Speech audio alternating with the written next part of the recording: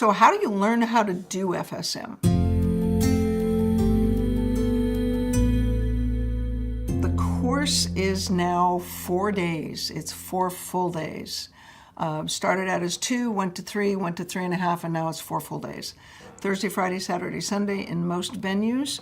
And the course is physical medicine for 2 days. Then there's neuropathic pain, treating the nervous system, and then on the last day, it's treating visceral conditions.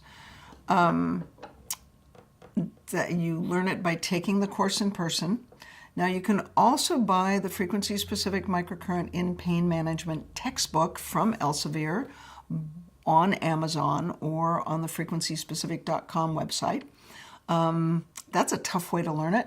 The textbook is a good adjunct to the course in person, or you can take the course on DVD. So every year we videotape the full 4 days of the course and put it on discs or jump drives or whatever.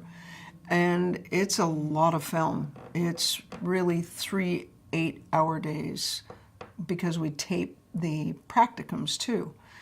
And so you can take it in person, you can take it on DVD, you can read the textbook, and if you're adventurous, buy the equipment after you read the textbook.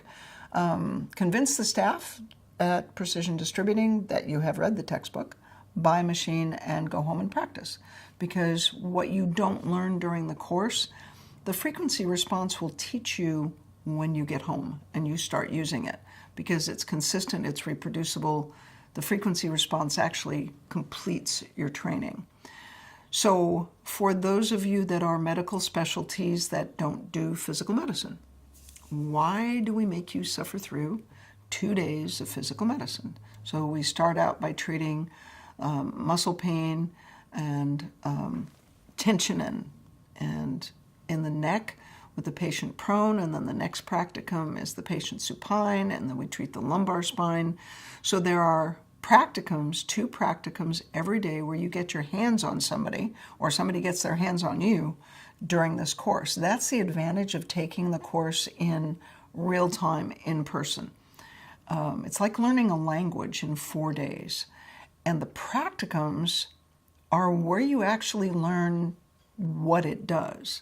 So during the practicum, you have a patient, let's say, laying face down on the table, and you've got your hands on their neck and their shoulders, and you're feeling it, and you run one frequency and it does one very particular thing, but it doesn't do anything else. And then you run the next frequency and it does something else different than the first one did. And then you run the next frequency and that does something else. And at the end of the 3 or 4 practicums and the first 3 days of physical medicine, your hands have experienced what the frequencies do, and you have a kinesthetic, real-time experience of frequencies doing things to change the state of tissue that you can't acquire intellectually unless you see it or feel it. So, well, you might be able to acquire it intellectually, I hope so, because that's all those people that are watching it on video. But the purpose of doing the physical practicums and the physical medicine for the first 3 days is so that when we get to the visceral section on Sunday and we start talking about the effects of frequencies in ovarian cysts and liver inflammation and asthma, your hands have a real-time awareness that they have conveyed to your brain so that by Sunday you have a reason to believe me when I say that this frequency is going to reduce inflammation in your small intestine because you felt it. It can do that. You felt that already and your hands convinced your brain. So that's the advantage of taking the course in person. It's 4 full days and it's an expense for the hotel and the travel and but it's worth it. When you learn how to do FSM, once you experience that class, once you see the video, once you take the class in person, once you see what's possible, you don't ever get to go back. You can't ever unsee what you saw. And for those of you that are just starting in practice, who are new in practice, and even more fun for those of you that have been in practice for 10, 15, 18 years, and you know what you can do or can't do, the frequencies change what's possible. They change everything, and you don't ever get to go back.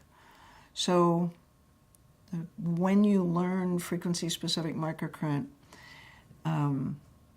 it changes what's possible in a way that is hard to describe. You'll just have to see it to believe it.